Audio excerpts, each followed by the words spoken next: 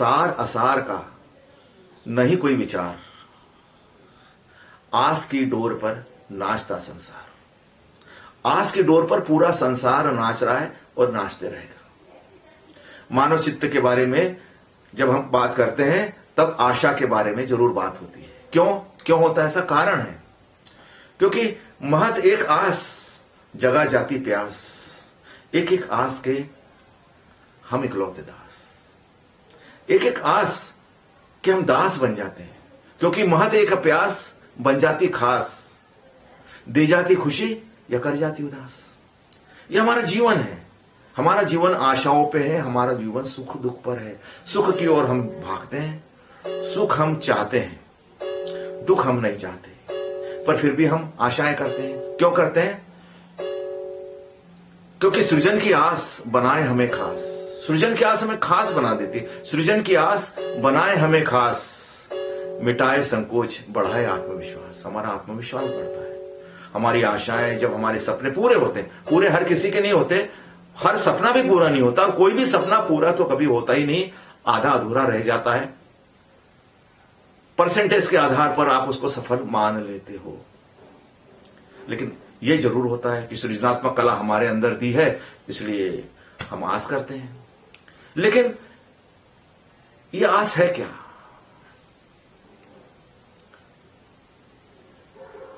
तो मन की श्वास क्या है? तुझमें चलती आस। मन की श्वास, तुझमें चलती आस। मन मर जाता जब मर जाती आस। मन तब मर जाता है आपका जब आपकी आस मर जाती है। इसलिए आपने देखा ना, कितने लोग आत्महत्या कर लेते हैं। प्रेम भंग, आत्महत्या। धन हानि, आत्महत्या।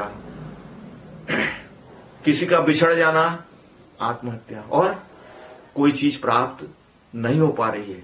इंजीनियरिंग में सिलेक्शन नहीं हुआ, डॉक्टर में सिलेक्शन नहीं हुआ, आईएएस नहीं बन पाए, नेता नहीं बन पाए, आदमी अपने आप को खत्म कर लेता है। क्यों? आस मिट गई ना। मन का मरना तय है। जैसे श्वास हमें हमारे अंदर नहीं आएगी, हमारा मरना तय है। आस मिट गई, तय है हमारा मरना। तो मन की चिंता, आस रहे जिंदा। मन की चिंता, आस रहे जिंदा। आस का खेल, मन का गोरख धंधा। यह खेल है, आशाओं का जो खेल है, यह मन का गोरख धंधा है। इसके अलावा और ज्यादा यह कुछ नहीं है। यह आस का खेल मन का गोरख धंधा है। और मन का प्रभाव, आस की छाव, सदा ही दूर रहता आस का गांव। मन का प्रभाव आपके ऊपर है, आस की छाव हमारे ऊपर पड़ती रहती है। हम चलते रहते हैं, हाँ भाई आज नहीं तो कल, आज नहीं तो कल हमारा काम पूरा होगा। तो मन का प्रभाव, आस की छाव, पर दूर ही रहता आस का गांव। मन का फैलाव, सघन होती आस। मन कैसा फैलता है? जो शरीर फैलता है ना, लिमिटेड है, पर मन का फैलाव, सघन होती आस। वर्तमान में नहीं, भविष्य में निवास। वर्तमान में किसी की आस पूरी नहीं होती। वर्तमान में तो आस लगती है, प्यास लगती है, पानी जब मिलेगा तब मिलेगा। इसलिए हम आस को क्या कहते हैं? आसमान। आस को जब भी आपको याद आए, आस के बारे में आसमान की ओर देखना, इसका कोई छोर नहीं है। तो आस की डोर नजर ना आता छोर। आस की डोर नजर ना आता छोर, नाचे इस डोर पर मन का चंचल मोर। लेकिन इस डोर पर देखिए, मन का चंचल मोर नाचते रहता है। हम भी उसके पीछे नाचते रहते हैं, भागते रहते हैं। लेकिन यह मन बनता कैसे है?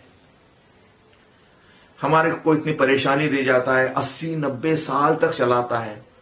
कहते हैं ना कि आशा है तो आसमान टिका हुआ है। आसमान कैसे टिका हुआ है? आशा से। वही आसमान में इसके में की आस आपके अंदर है जो टिकी हुई है। तो अतीत कैसे बनता है?